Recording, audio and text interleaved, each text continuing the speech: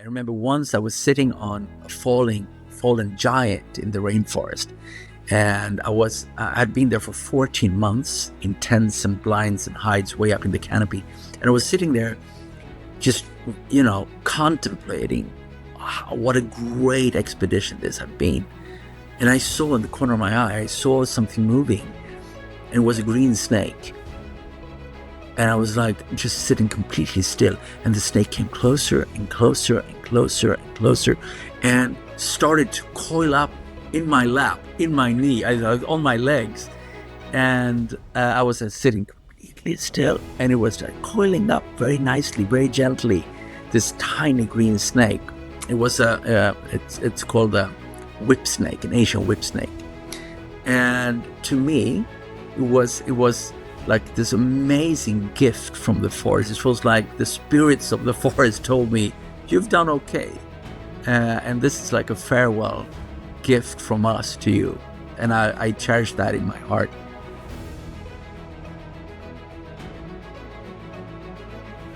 When I was a kid, like a teenager, I borrowed my father's camera. He had this manual, mechanical, old-fashioned camera, and you could use, analog film. Digital wasn't invented back then, so you put rolls of, get 24 frames or 36 frames into the camera, or out of the camera eventually.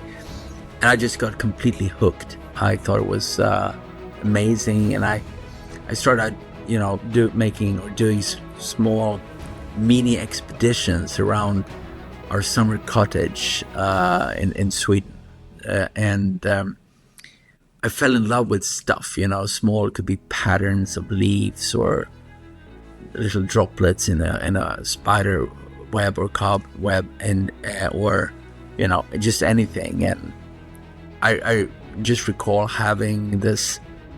I thought it was so amazing to be able to keep the memories that I've had, my experiences, on film.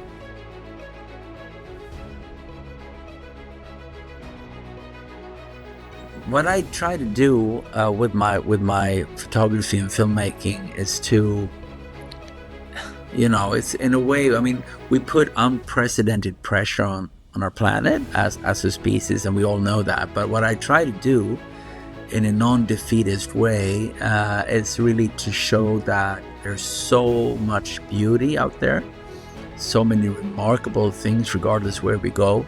And I try to capture that, and I try through my photography and filmmaking to sort of bridge the gap between our clever human mind and our emotional human heart. So I will take the audience on a journey, a roller coaster ride throughout my career to different places that I truly love. So anything from the steaming rainforests of Borneo, where I search for king cobras and bearded pigs and orangutans, to polar bears in Svalbard. And it's really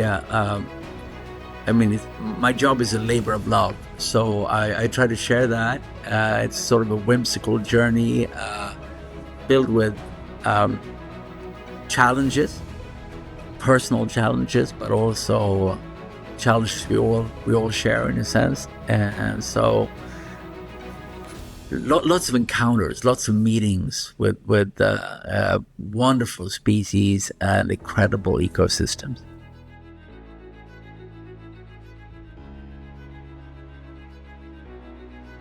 I have moments where I find myself that I find unreal, honestly, because I'm, if you're you're diving, let's say you're like 90 feet below surface, and you have huge manta rays just fly, like huge Persian carpets just hovering over your head.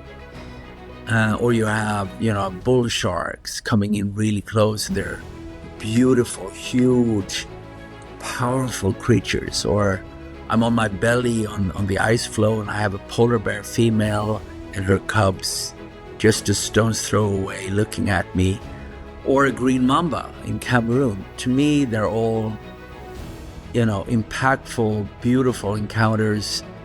And it might sound that it's like an adrenaline junkie thing, but to me it's completely the opposite. Actually, animals can sense adrenaline very easily, so I need to be low on adrenaline to be not to provoke and to get the best pictures possible, to have the best encounter possible. So it's really being grounded and being, peaceful when working.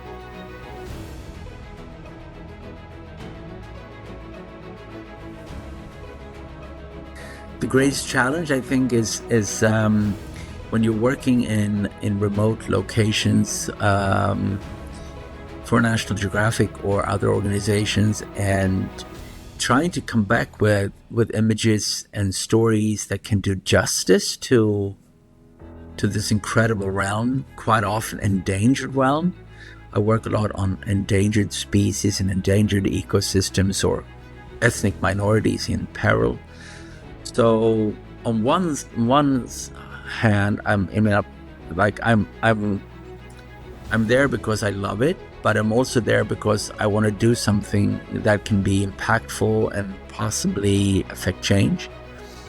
So the greatest challenge is really to try to do justice to it and see if that image or that body of work can be impactful and maybe even change people's minds or elevate the awareness. Because I think most of us share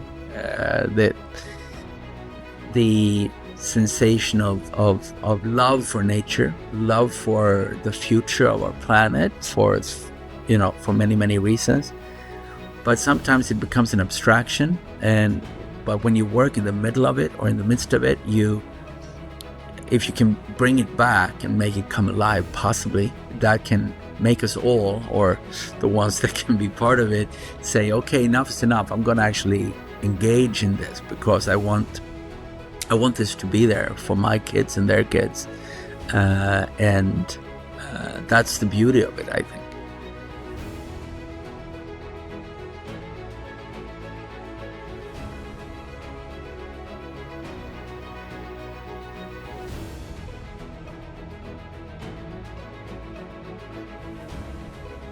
To become a change maker, I think we can all be change makers. I mean, with our daily choices, there are so many low-hanging fruits. I mean, obviously things like recycling, buying organic, thinking about how we treat our waste, how we travel to work, both for health reasons, but also for the carbon footprint. But there are also many, many things we can engage and work with NGOs. And we can educate ourselves, and we can inspire other people. We can become ambassadors for the local environment, but also for the global environment. And it's not a sacrifice. It can sound so doomy gloomy sometimes, but it's actually great because we can truly make a difference with our daily choices, and that can make us all heroes, locally and globally.